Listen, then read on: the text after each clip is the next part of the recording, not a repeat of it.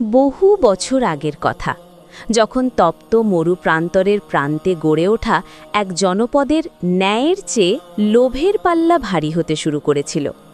সেই জনপদে বাস করতেন হারুন রশিদ নামক এক সওদাগর।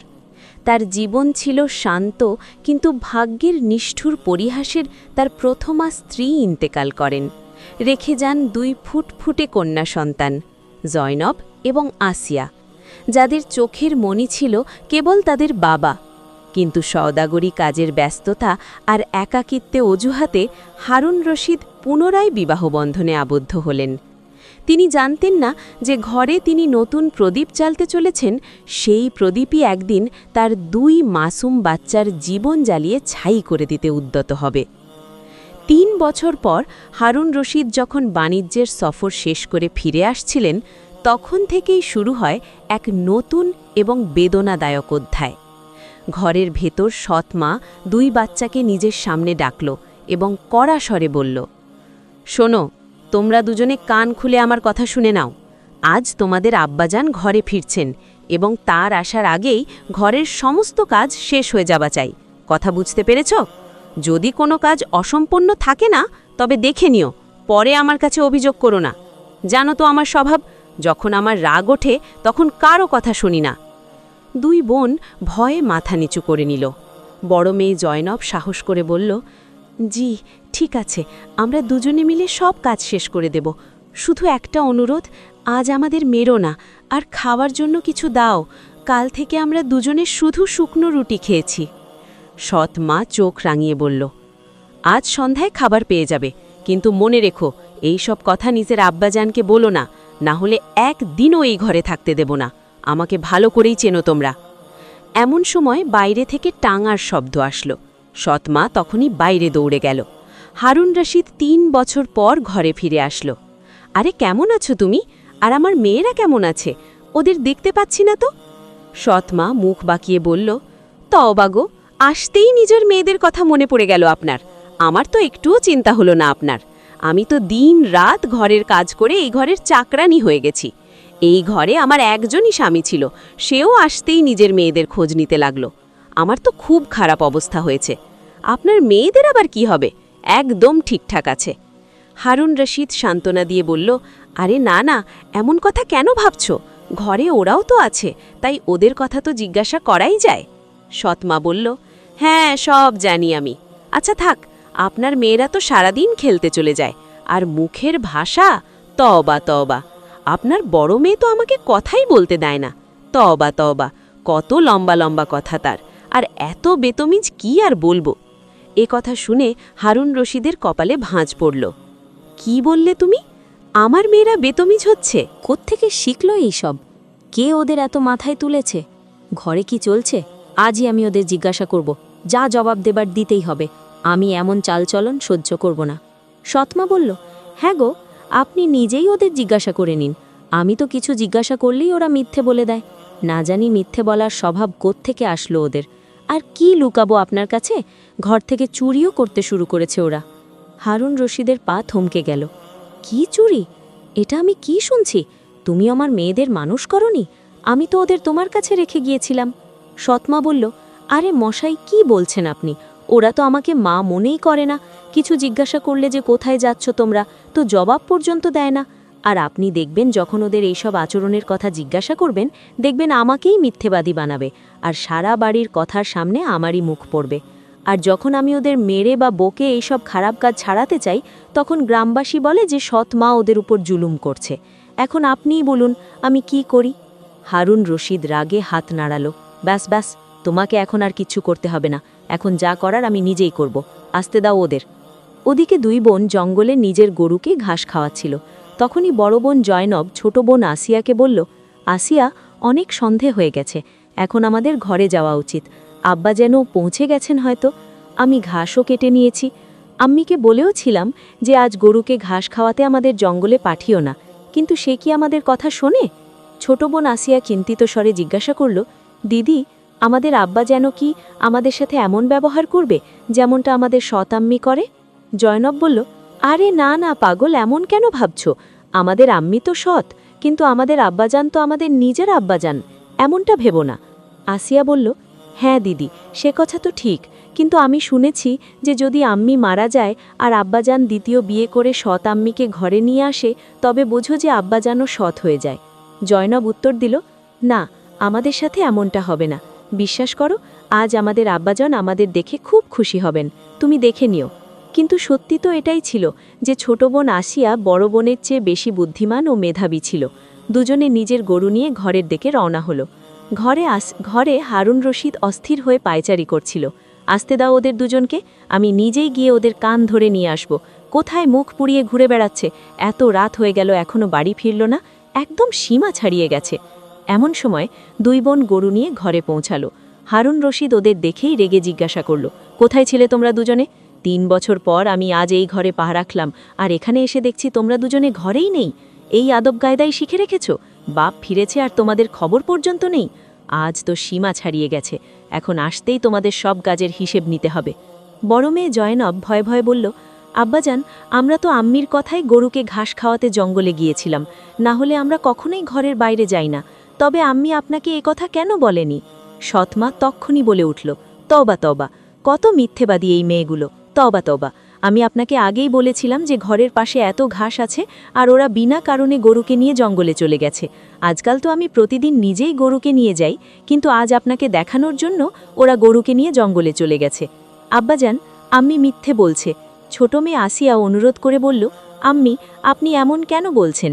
আব্বাজানকে সত্যিটা বলে দিন না। আমরা তো আজ পর্যন্ত কখনো আম্মির অনুমতি ছাড়া ঘর থেকে বাইরে পা রাখিনি। তবে আপনি এমন কেন বলছেন আম্মি? হারুন রশিদ কঠোরভাবে হাত তুলল।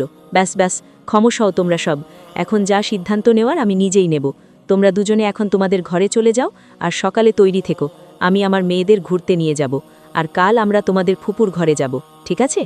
দুই বোনের চোখ চকচক করে উঠল। কি সত্যি আব্বাজান? আব্বাজান, আপনি কত ভালো। এই কথা শুনে জয়নব আর আসিয়া দুজনেই খুব খুশি হল এবং সকালের অপেক্ষা করতে লাগল।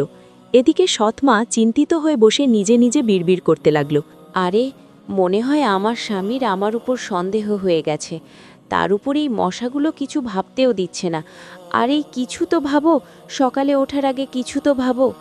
তার এই ভয় ছিল যে তার স্বামী এখন তার কথায় বিশ্বাস করছে না, সেই কারণেই সে তার মেয়েদের ঘুরতে নিয়ে যাচ্ছে। এই চিন্তায় সে সারা রাত ঘুমলো না। যেমনি সকাল হলো, ওদিকে দুই বোন তৈরি হয়ে নিদের বাবার কাছে চলে গেল, আর অন্যদিকে সারা রাত না ঘুমানোর কারণে সকাল সকাল সৎমায়ের চোখ লেগে গেল, যার কারণে সে টেরই পেল না যে তার স্বামী নিজের মেয়েদের নিয়ে কখন ঘর থেকে বেরিয়ে গেল। আব্বাজান, আমরা দুজনে তৈরি ফুফুর ঘরে যাওয়ার জন্য। আমরা আম্মিকে বলে বেরোই? হারুন রশিদ বলল, না, তোমাদের আম্মি ঘুমোচ্ছে, তাকে এখন জাগানো ঠিক হবে না। চলো, আমি তোমাদের জন্য শহর থেকে কিছু জামাকাপড় এনেছিলাম, সেগুলো সাথে নিয়ে চলো। তোমরা ফুপুর বাড়ি কয়েকদিন থাকবে তো কাজে আসবে। জাইনাব বলল, হ্যাঁ আব্বাজান, এটা ঠিক হবে। চলুন, আপনিও আমাদের সাথে ফুপুর বাড়িতে কয়েকদিন থাকবেন। হারুন রশিদ উত্তর দিল, আমিও তোমাদের সাথে ফুপুর বাড়িতে কয়েকদিন থাকব। চলো, এখন কথা অনেক হয়েছে, দেরি হয়ে গেলে আমরা সেখানে পৌঁছাতে পারবো না। এটুকু বলে হারুন রশিদ নিজের মেয়েদের নিয়ে ঘর থেকে বেরিয়ে গেল। না জানি হারুন রশিদের মনে কি চলছিল। হাঁটতে হাঁটতে ওরা ঘর থেকে অনেক দূরে চলে আসলো। বনের পথ। জায়নাব চিন্তিত হয়ে জিজ্ঞাসা করল, আব্বাজান, আমরা কোথায় যাচ্ছি? এই দিকে তো ফুপুর ঘরও না। আমরা তো ঘর থেকে অনেক দূরে চলে এসেছি। আমার খুব ভয় লাগছে। আসলে আমরা যাচ্ছি কোথায়? হারুন রশিদ বলল, আরে পাগল, যখন তোমার বাপ তোমার সাথে আছে তখন ভয়ের কি আছে? তোমরা দুজনে থামো। হারুন রশিদ এদিক ওদিক নজর বুলালো এবং বলল, একটা কাজ করো, এখানে আশেপাশে দেখো, এখানে বুনো কুলের কত ঝক আছে, আর দেখো কত কুল ধরেছে এই ঝোপগুলোতে। দেখো আমার মেয়েরা, আমি খুব ক্লান্ত হয়ে গেছি। আমি এখানে বসছি, তোমরা দুজনে আমার জন্য কুল পেড়ে নিয়ে এসো। যতক্ষণ আমি নিজে না ডাকছি তোমরা কুল পাড়তে থাকো, ঠিক আছে? আসিয়া দিভার সাথে বলল, কিন্তু আব্বাজান, সন্ধ্যা হতে চলল। আমরা যদি এখানে আর কিছুক্ষণ থামি তবে রাত হয়ে যাবে, আর আমরা জঙ্গলে পথ হারিয়ে ফেলব। হারুন রশিদ বলল, আরে না না, আমরা এই তো পৌঁছে গেছি, আর একটু সময় লাগবে। তোমরা দুজনে যাও, কুড়িয়ে নিয়ে এসো। আমি এই গাছের নিচে বসে তোমাদের অপেক্ষা করছি। যখন আমি তোমাদের ডাকব তখন কাছে চলে এসো। নিজের বাবার কথা মেনে দুই মেয়ে কুল পাড়তে পারতে এগিয়ে গেল। আসির একটু সন্দেহ তো হচ্ছিল, কিন্তু তবুও আব্বাজানের কথায় সে চুপ করে রইল, আর কিছু বলল না। এইদিকে অন্যদিকে ওদের বাবা মেয়েদের চলে যেতেই হাতে থাকা একটি লাঠি মাটিতে গেঁথে দিল এবং নিজের টুপি খুলে তার ওপর রেখে দিল। তারপর সে এদিক ওদিক দেখতে লাগল। তখনই তার নজর একটি বাঁদরের ওপর পড়ল। আরে আরে, এটা তো বেশ দারুণ বুদ্ধি। এখন এই বাঁদরটাই আমার কাজ করবে, কিন্তু তাকে তো একটু লোভ দেখাতে হবে। কিসের লোভ দেখাই তাকে? হ্যাঁ, বাঁদরের পছন্দের খাবার কলা, এটাই কাজ দেবে। হারুন রশিদ নিজের টুপির ওপর বাঁদরকে বসালো এবং তাকে কলা দিতে দিতে নিজে ঘরের দিকে হাঁটা দিল। বাঁদর একটি করে কলা খাচ্ছিল আর আওয়াজ দিচ্ছিল, পারো মেয়েরা বাপ দাঁড়িয়ে আছে, পারো মেয়েরা বাপ দাঁড়িয়ে আছে। জায়নাব বলল, দেখো আসিয়া, আব্বাজানের গলা শোনা যাচ্ছে, উনি আমাদের আরও কুল পাড়তে বলছেন। চলো, যতক্ষণ আব্বাজান বলছেন আমরা ততক্ষণ পাড়তে থাকি। দুই বোন অনেকক্ষণ ধরে কুল কুড়ালো আর সকালের অপেক্ষা করতে লাগল। এভাবেই সময় কেটে গেল। দুই বোন জঙ্গল থেকে ফল খেত এবং সেই ফল নিয়ে বাজারে যেত, আর বেঁচে যাওয়া টাকা থেকে নিজের প্রয়োজনীয় জিনিস কিনে আনত এবং রাত হতেই নিজের কুঁড়ে ঘরে ফিরে আসত। তাদের জীবন এভাবেই চলতে লাগল, আর দেখতে দেখতে অনেক বছর কেটে গেল। এখন দুই মেয়ে বড় হয়েছে এবং দেখতে এত সুন্দর ছিল যে যেই তাদের দেখত সে তাকিয়েই থাকত। একদিন আসিয়া বলল, আপা, আজ আমি জঙ্গলে একটু দূর পর্যন্ত যাচ্ছি, কিছু তাজা ফল আনব যাতে বাজারে ভালো দাম পাওয়া যায়। আমার আসা পর্যন্ত আপনি খাবার বানিয়ে ফেলবেন, ঠিক আছে তো আপা? জয়নাব বলল, কিন্তু আসিয়া, আমাকেও আজ বাজারে যেতে হতো, আর ফেরার পথে ঘরের রেশনও আনার ছিল। আমি কালই কিছু ফল পেড়ে রেখেছিলাম, সেগুলো নষ্ট হয়ে যাবে, আজ বাজারে যাওয়া জরুরি। আসিয়ার চোখে চিন্তা দেখা দিল। আপা, আমি মাঝে মধ্যে একটা কথা ভাবি, আমার তো আপনি ছাড়া আর কেউ নেই। যখন আমি ঘরে ফিরি আর আপনি ঘরে থাকেন না, তখন আমি খুব ভয় পেয়ে যাই। আমি ঘরের চারদিকে আপনাকে খুঁজতে শুরু করি, আমি আপনাকে হারানোর খুব ভয় পাই। জয়নাব ভালোবেসে বলল, আরে এমন কেন ভাবো, আমারও তো তুমি ছাড়া আর কেউ নেই। আমি তোমাকে ছেড়ে কোথায় যাব বলো তো? আর যদি কখনো কোথাও দূরে যেতেও হয় তবে তোমাকে বলেই যাব না? বাদা, জয়নাব ভাবতে ভাবতে আরও বলল, আর যদি কখনো বলতে না পারি আর কোথাও চলে যাই, তবে এমন কখনোই হবে না, কিন্তু যদি কখনো এমন হয়ে যায় তবে আমি কোনো নিশান ছেড়ে যাব তোমার জন্য। কিন্তু নিশান কি ছেড়ে যাব? এমন কিছু নিশান যা আমাকে তোমার পর্যন্ত পৌঁছে দিতে পারে, এমন কিছু ভাবো তো দেখি। জয়নাব বলল, যাই হোক, এই বিষয়ে পরে কখনো কথা বলবো, ঠিক আছে? এখন আমার খুব দেরি হয়ে যাচ্ছে, আমি বাজারে যাচ্ছে, তুমি কালকের জন্য ফল পেড়ে নিয়ে এসো। এটুকু বলে জয়নাব বাজারের দিকে বেরিয়ে গেল, আর আসিয়া ঘরের কাজ করতে লাগল। জয়নাব তা তো সুন্দরী ছিল যে যখন সে বাজারে যেত তখন রাস্তায় একটি চাদর দিয়ে নিজের মুখ ঢেকে নিত, যাতে কারো নজর না পড়ে। দৈবক্রমে সেই বাগদাদ রাজ্যের সুলতান ওমর ফারুক জঙ্গলে শিকারের জন্য বেরিয়েছিলেন। সুলতান সকাল থেকে সন্ধ্যা পর্যন্ত শিকারের খোঁজে জঙ্গলে ঘুরছিলেন। তখনই তার নজর একটি খরগোশের ওপর পড়ল। সুলতান বললেন, উজির সাহেব, সকাল থেকে শিকারের জন্য বেরিয়েছি, খিদেই তো প্রাণ যাচ্ছে, এই শিকার জন্য হাত থেকে না বেরোয় আমি আপনাকে বলে দিচ্ছি। উজির মুস্তাফা বললেন, জি জি সুলতান, নিশ্চিন্ত থাকুন, আমি আজ এই খরগোশ শিকার করেই ছাড়ব, আপনি শুধু দেখতে থাকুন। এটুকু বলে উজির মুস্তাফা তীর চালানো শুরু করল, আর তারপর অনেকবার চেষ্টা করার পর অবশেষে একটি তীর গিয়ে খরগোশটিকে লাগলই।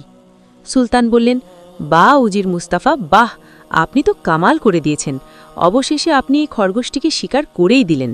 এখন তাড়াতাড়ি যান, এটি তুলে নিয়ে আসুন আর এটির রান্নার ব্যবস্থা করুন, যত দ্রুত সম্ভব। আমি এখানেই এই গাছের নিচে আপনার অপেক্ষা করছি। উজির মুস্তাফা বললেন, জি জি সুলতান, আপনার যা হুকুম, আমি এক্ষুনি এটির রান্নার ব্যবস্থা করছি।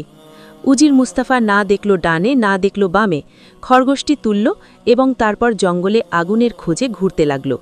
উজির ভাবল, আরে সুলতানও না, এই জঙ্গলে আগুন কোত্থেকে পাব? কোথায় রান্না করব আমি এই খরগোশটিকে? এটা তো অসম্ভব। তখনই উজির দেখে যে একটি কুঁড়ে ঘরের পাশ দিয়ে ধোঁয়া বেরোচ্ছে। উজির ভাবল, আরে এত সুন্দরী মেয়ে আর জঙ্গলে মনে হচ্ছে রান্না করছে, চলো খরগোশটিকেও এখানেই রান্না করে নি। কিন্তু এই জঙ্গলে এখানে একা কি করছে? এ কি এখানেই থাকে? চলো গিয়ে একেই জিজ্ঞাসা করি। আসিয়া দ্রুত ঘুরে বলল, আপনি কি এখানে কি করছেন? আর আমাকে চুপচাপ দেখছিলেন কি? আর এগিয়ে আসবেন না, না হলে আমি আপনার টুকরো করে দেব, আর এটা সাবধান বাণী না, মনে রাখবেন। উজির মুস্তাফা বলল, দেখুন, আপনি আমাকে ভুল বুঝছেন, আমি এখানে আপনাকে ক্ষতি করতে আসিনি।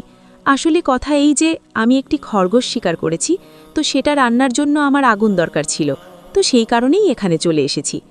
আসিয়া বলল, আচ্ছা ঠিক আছে, আপনি রান্না করে নিন, আর রান্না করে জোন এখান থেকে চলে যান। আসিয়া এত সুন্দরী ছিল যে যখন উজির মুস্তাফা খরগোশটিকে চুলার ওপর চড়ালো, তখন তার মনোযোগ আসিয়ার সৌন্দর্যের দিকে চলে গেল। এতটাই মনোযোগ সরে গেল যে খরগোশ পুড়ে কয়লা হয়ে গেল, আর উজিরের খবরই রইল না। আসিয়া রেগে বলল, হ্যাঁ, এটা তো সব পুড়ে গেছে, আপনার মনোযোগ কোথায় ছিল? এখন এই পোড়া খরগোশটি তুলুন আর এখান থেকে যান। উজির মুস্তাফা ভয় পেয়ে গেল। হায়, এটা কি হয়ে গেল? সুলতান তো আজ আমাকে মেরেই ফেলবেন। দেখুন, যান এখান থেকে। আপনি নিশ্চয়ই জানতেন আর ইচ্ছে করেই নিজের খরগোশটি পুড়িয়েছেন, যাতে আমি আপনাকে খাবার কিছু দিই আর এখানে থাকতে বলি। কিন্তু এমনটা হবে না, আপনি এখান থেকে যান, না হলে আমি আমার কুড়াল নিয়ে আসব। এই সব দেখে উজির মুস্তাফা সুলতানের ভয়ে কাঁপতে লাগল। এদিকে সুলতান ওমর ফারুকও খরগোশের অপেক্ষা করছিলেন। সুলতানের খুব খিদে পেয়েছিল। সুলতান বললেন, উজির মুস্তাফা, আপনি একটা খরগোশ রান্না করতে গিয়েছিলেন নাকি 10টা রান্না করে নিয়ে এসেছেন? এত দেরি কেন করলেন আপনি? খুব খিদে পেয়েছে আমার, এখন দিন কোথায় খরগোশ? উজির মুস্তাফা হাঁটু গেড়ে বসে বলল, সুলতান, আমাকে মাফ করে দিন হুজুর, আমার ভুল ছিল না, অজান্তে হয়ে গেছে আমার দ্বারা এমনটা। সে এত সুন্দরী ছিল যে আমি তাকে দেখে দুনিয়ায় ভুলে বসেছিলাম। সুলতান বললেন, কে এত সুন্দরী ছিল? কার কথা বলছো আমাকে খুলে বলো, আর খরগোশ কোথায়? উজির মুস্তাফা বলল, সুলতান, সে এখানে থাকে, একটি কুড়ে ঘরে হুজুর। আপনি তাকে দেখে খরগোশ কি সব কিছু ভুলে যাবেন। চলুন সুলতান, আসুন, আমি আপনাকে সেই কুড়ে ঘরে নিয়ে চলি। আপনাকে দেখলেই বুঝতে পারবেন যে আমি কেন দুনিয়া ভুলে বসেছিলাম। সুলতান বললেন, আচ্ছা, তো এমন কথা, আমাদের মালিকারা এই পুরো জগতের সবচেয়ে সুন্দরী মালিকা, আর তুমি বলছো যে তুমি এক সুন্দরী কানিজ দেখেছ, যাকে দেখে তুমি সব কিছু ভুলে বসেছ। চলো, আমিও গিয়ে দেখি কেমন সৌন্দর্য দেখে ফেলেছ তুমি। এখন সুলতান আর উজির মুস্তাফা দুজনেই সেই কুড়ে ঘরের দিকে এগোতে লাগল। জয়নাব সেখানে বসে রান্না করছিল। সুলতানের নজর যখন জয়নাবের উপর পড়ল, তখন সুলতান নিজের হোশ হারিয়ে ফেললেন। তিনি আজ পর্যন্ত এমন সৌন্দর্য দেখেননি। তখনই উজির মুস্তাফা সুলতানকে জিজ্ঞাসা করল, কেন সুলতান, আমি বলেছিলাম না আপনাকে এমন সৌন্দর্য আপনি আজ পর্যন্ত দেখেননি? তো কি নতুন মালিকার বন্দোবস্ত করা যাক, কি বলেন? সুলতান বললেন, না না উজির মুস্তাফা, নিজের মালিকাকে এভাবে নিয়ে যাওয়া ঠিক না। আমরা আমাদের সুন্দরী মালিকাকে পালকিতে নিয়ে যাব। এখন চলো এখান থেকে, কাল আমরা আমাদের মালিকাকে নিতে পালকি নিয়ে আসব। এইভাবে সুলতান আর উজির দুজনেই সেখান থেকে চলে গেল। জয়নাব এতটুকু অনুভবও করতে পারল না যে কেউ তাকে চুপচাপ দেখছিল। পরের দিন সকালে দুই বোন নিজেদের মধ্যে কথা বলতে লাগল। জয়নাব আসিয়াকে জানালো, আসিয়া, শোন তো, কাল একটা লোক এসেছিল একটা খরগোশ হাতে নিয়ে। পাগলটা এমন ছিল যে তার এত মনোযোগ হারিয়েছিল যে পুরো খরগোশটাই পুড়ে গেল। বেচারা সেই পোড়া খরগোশই খেয়েছে হয়তো। আসিয়া বলল, আপা, আপনিও না। আচ্ছা শোনো আপা, আমি আর জঙ্গলে যাচ্ছি ফল পাড়তে, সন্ধে পর্যন্ত চলে আসব। কুড়ে ঘরের দরজা ভালো করে বন্ধ রেখো, ঠিক আছে? কেউ আসলে দরজা খুলো না। এইটুকু বলে আসিয়া সেখান থেকে চলে গেল। আসিয়া চলে যাওয়ার পর এখন জয়নাব ঘরে একা ছিল। তখনই জয়নাব ঘোড়ার পায়ের আওয়াজ শুনল। দেখার জন্য জয়নাব কুড়ে ঘর থেকে বাইরে আসলো। তখন জয়নাব যা দেখল তা দেখে অবাক হয়ে গেল। জয়নাবের জন্য পালকি তার দরজায় চলে এসেছিল। এটা দেখে জয়নাব সব বুঝে গেল। তখনই উজির মুস্তাফা তার কাছে আসলো আর বলল, আমি বাগদাদের সুলতান ওমর ফারুকের উজির। আমাদের সুলতান আপনাকে বিয়ে করতে চান। আপনি কি এই বিয়ে কবুল করেন? জয়নাব যখন এটা শুনল, তখন তার বিশ্বাসই হলো না, যাকে তার বাবা আবর্জনা মনে করে জঙ্গলে ছেড়ে দিয়েছিল, সেই মেয়ের বিয়ে সুলতানের সাথে হতে চলেছে। এটা ভেবে জয়নাবের চোখ ভরে আসলো, আর সে কোনো সময় নষ্ট না করে তখনই হ্যাঁ বলে দিল। সে বলল, আমার এই বিয়ে মঞ্জুর আছে, আমি এক্ষুনি ভেতর থেকে নিজের পুটলি নিয়ে আসছি। নিশান জয়নাব কুড়ে ঘরের ভেতরে গেল আর তারপর হাত ভরে সরিষার বীজ তুলে আনল, আর যেমন যেমন রাস্তা দিয়ে চলতে লাগলো বীজ ফেলে গেল। এখন জয়নাব এই কুড়ে ঘর থেকে চলে গিয়েছিল। কিছুক্ষণ পর আসিয়াও সেখানে আসলো, কিন্তু যখন আসিয়া কুড়ে ঘরে ঢুকল তখন সেখানে কেউ ছিল না। আসিয়া সব জায়গায় নিজের বোনকে খুঁজতে লাগল, কিন্তু আজ তার বোন সেখানে ছিল না। আসিয়া কাঁদতে কাঁদতে বলল, আরে আপা, কোথায় চলে গেলে? আমার ভয় ছিল আর সেটাই হলো। আপা, এখন কোথায়? আমাকে ছেড়ে কোথায় চলে গেলে? আপা, কোথায় তুমি? আপা। এভাবে জয়নাব চলে যাবার 2 দিন কেটে গেল। সেই মহলের চাকচিককে নিজের বোনকে ভুলেই গেল, যেখানে 2 দিন ধরে আসিয়া নিজের বোনের অপেক্ষা করছিল। রাতে খুব জোরে বৃষ্টি হলো, কিন্তু যখন সকাল হলো তখন দৃশ্যই বদলে গিয়েছিল। যখন আসিয়া সকালে উঠল তখন সে দেখল যে সরিষার গাছের এক লম্বা সারি তৈরি হয়ে আছে। তাকে দেখে সে বুঝে গেল, তুমি আমার বোন আমাকে এখানে ছেড়ে যাওনি, বরং আমার জন্য নিশান ছেড়ে গিয়েছ, যাতে আমি ওই ফুলগুলোর কারণে আপনার কাছে পৌঁছাতে পারি। হে আল্লাহ, আমাকে আমার বোনের সাথে দেখা করিয়ে দাও। এইটুকু বলে আসিয়া সেই ফুল দিয়ে তৈরি হওয়া রাস্তায় চলতে লাগল। চলতে চলতে সে অনেক দূরে চলে আসলো। তখনই সে দেখল যে এই রাস্তা সুলতানের মহলের দিকে যাচ্ছে। যেমনই আসিয়া মহলের বাইরে পৌঁছল, তাকে খুব সমাদর করা হলো, কারণ আজ ফুল ফুটে গিয়েছিল। সেগুলো দেখে জয়নাব আগেই বুঝে গিয়েছিল যে আজ তার বোন নিশ্চয়ই আসবে। জয়নাব নিজের বোনকে দেখে খুব খুশি হল এবং তারপর নিজের বোনের বিয়ে উজির মুস্তাফার সাথে করিয়ে দিল। তারপর দুই বোন হাসি খুশি মহলে থাকতে লাগল। যে বোনদের আবর্জনা মনে করে জঙ্গলে ছেড়ে দেওয়া হয়েছিল, সেই দুই বোনই এখন মহলে থাকে।